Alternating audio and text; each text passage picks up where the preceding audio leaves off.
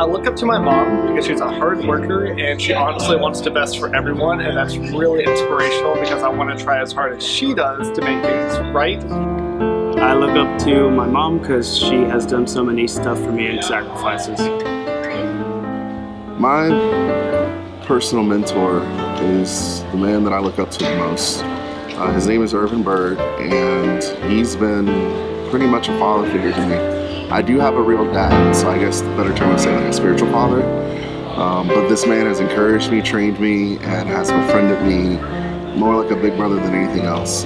He's always been there for me, and literally without him, half of my life wouldn't be existing right now.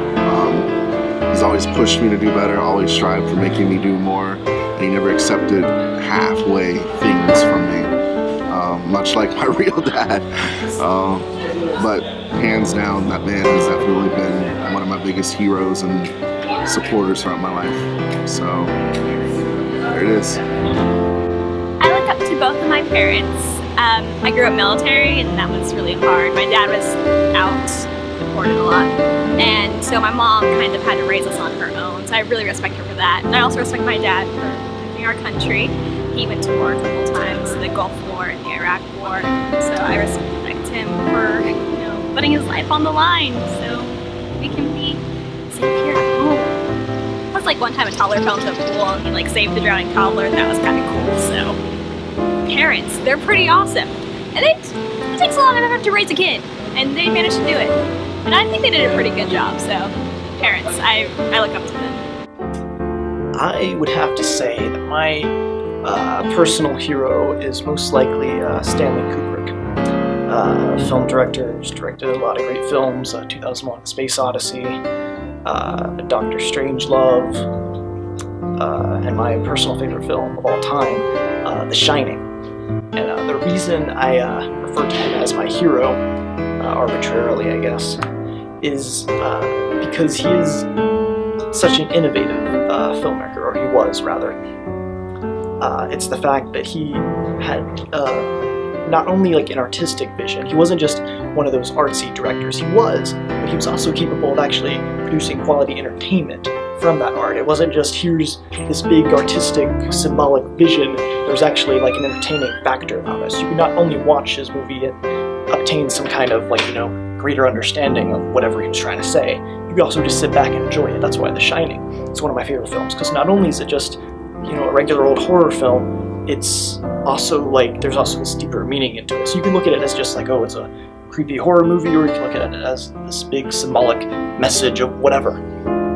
And that's kind of the stuff that I want to do as an artist, as a creator, as a filmmaker myself, is do things that's not only just artistic, but also entertaining, and not just mindless entertainment, but also has an artistic depth to it. And that to me is something that he balanced out incredibly well.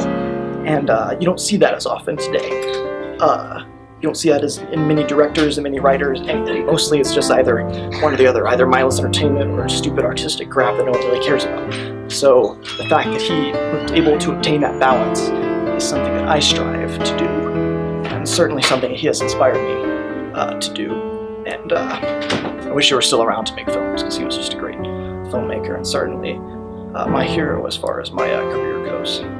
So, the people that I look up to the most are my parents. I don't know whether it's because I spent so much time with them growing up or what it was, but I know they're not superheroes, and I know they're not perfect, but I guess that's one of the reasons why I like them so much, is I know that they're not perfect, and I know they have flaws, which helps make them more relatable to me. I can understand them a little bit better. And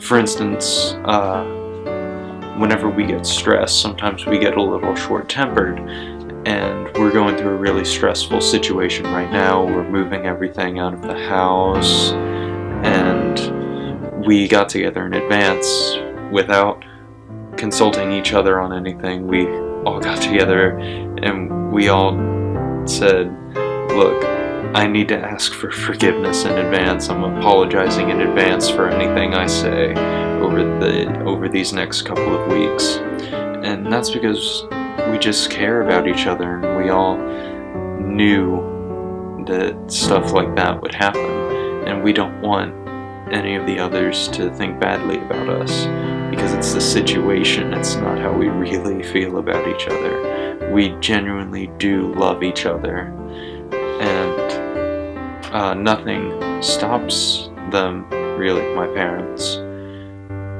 For instance, about 5 years ago, my mother got laid off of her job, and it wasn't an easy thing to deal with, but we got through it, and we're in a great place now, and we just kept going. We didn't let anything stop us, and we just kept going one day at a time, one foot in front of the other, and we got to where we are now, which is a good place, and that's one of the reasons I look up to my mother. And as for my dad, well,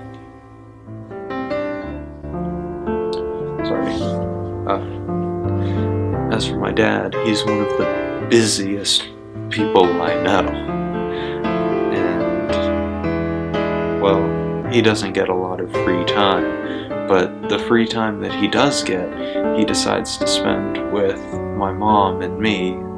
He prioritizes us because we're important to him, and it's just amazing to me because he spends so much time working, and he just comes home and genuinely wants to be with us. It's a privilege that not many people have, and I'm very blessed to have that. And I love my parents, and I hope I can be even half of what they are whenever I get older.